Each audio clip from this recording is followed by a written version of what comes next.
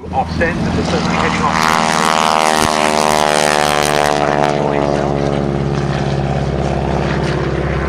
Now if you look to your left hand side, the next display item is already rolling, just getting airborne.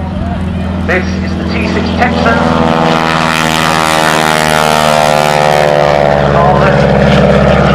Just getting airborne now will be the next display item. Now it's just cleared the P-47 and the Mustang to take off, so they're going to line up and then head on their way home. Thanks to both of them for their contribution to today's programme.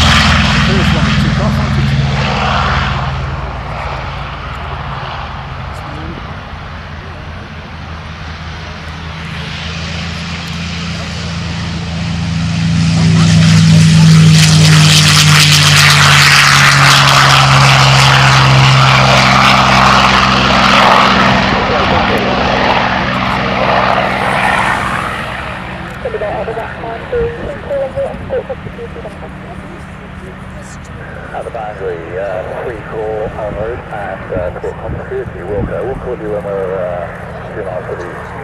Okay, copy.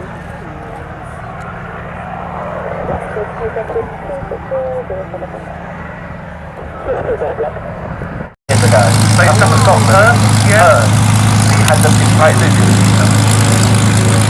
I think the likes of John Remain have been proud to perform formation aeros into chipmunks and ducksmen, but this is, I say, a new departure for the vintage pair this year. It's an initial 3 loops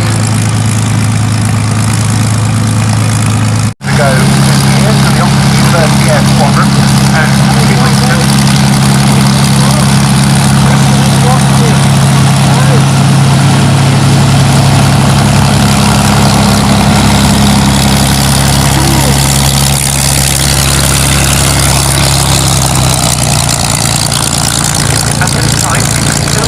Airshow. This is the Battle of Britain Memorial Site at coming to and 2 of these aircraft.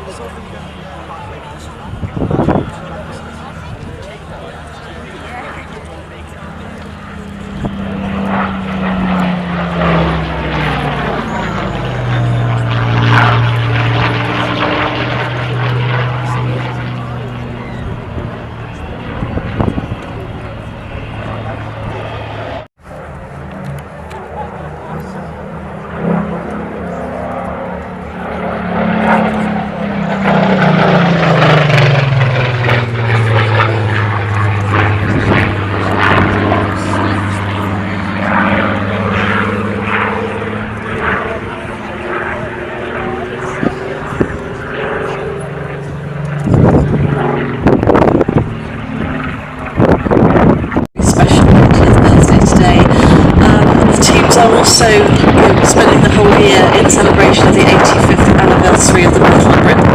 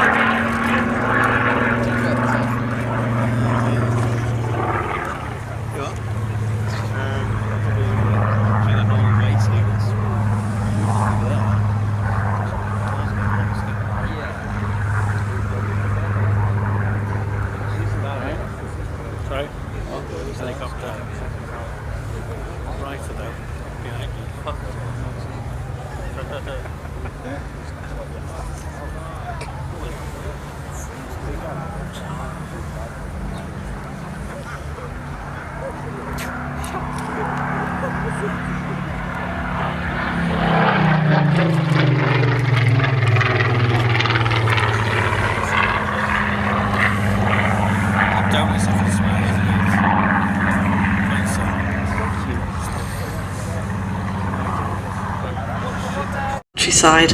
And if you're interested, just go to the website to have a look for the Wacky Rabbit at t6harvard.com. Because the aircraft's still around the world training pilots for the role in which it was originally intended. Is available for flight training as well as experience flights. You can also used by as I said, the US Army Air Corps and then later the US Army Air Force, because the US Air Force didn't exist until 1947. Also used by the US Navy under the designation SNJ. Some of those Navy aircraft were actually fitted with arrestor hooks for carrier landing training. Very rugged and reliable. Just under 15,500 of these were manufactured in the United States and Canada.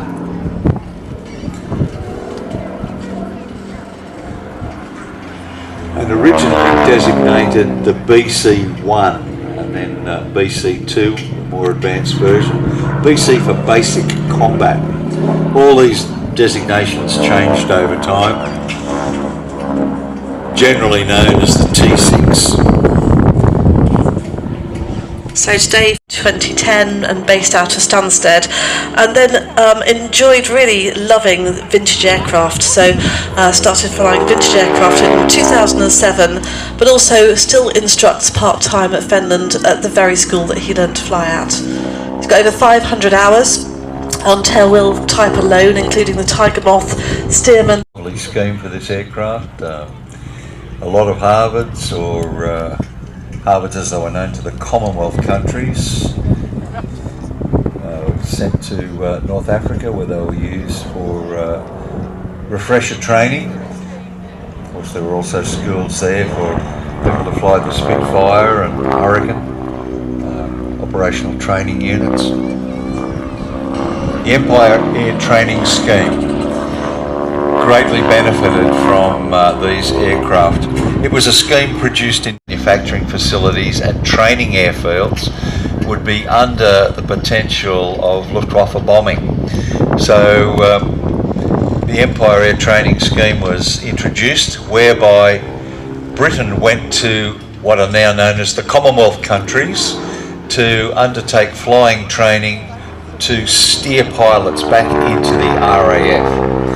Countries that participated in that included Australia, New Zealand, Canada, then Rhodesia, South Africa, even I'm trying to think, Singapore. Before the fall of Singapore, they produced a number of pilots as well. And this was the aircraft that undertook the advanced training. So you do your elementary flying training in Tiger Moths. If you're in England, maybe go over to Canada and then fly the AT6 over there, or the same thing happened in South Africa. And then you would be sent over to England, perhaps flying fighters, bombers, transport aircraft. But it was a feeder line for pilots. 131,000 of them came out of that scheme.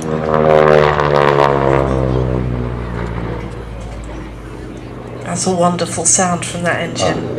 So you mentioned Empire just there. This particular aircraft has also starred in a film. It was painted up in the Japanese Zero colours for 1994 for the filming of Empire of the Sun, where it had some additional work carried out to make the rear canopy look a little bit more realistic as the Zero aircraft. And then 2005 it was repainted again in the colours of the aircraft of His Royal Highness Prince Philip, the one that he flew for his advanced flight training. And that time his Harvard bore the 5 stars denoting his rank of Marshal of the Royal Air Force. It's got an incredible history, this machine.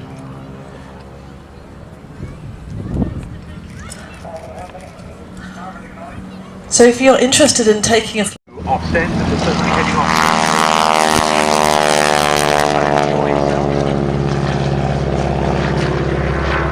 Because if you want to fly a Hurricane, a Spitfire, a Mustang on the modern day Warbird scene, you've basically got to train on one of these.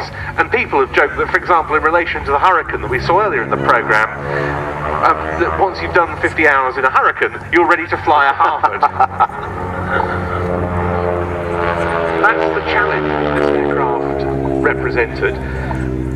Had to be flown accurately, had to be flown well.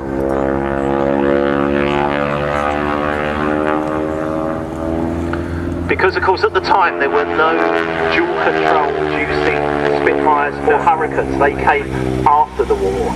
Yeah, there was one 2-seat Hurricane, and in fact there were a few sort of field conversions of Hurricanes during the war, but not as trainers really. No dual control, it's just a hack, a bit, exactly, somewhere to put a body. Yes, yes. Now we're inundated with fires, but not used for the sort of initial training, obviously.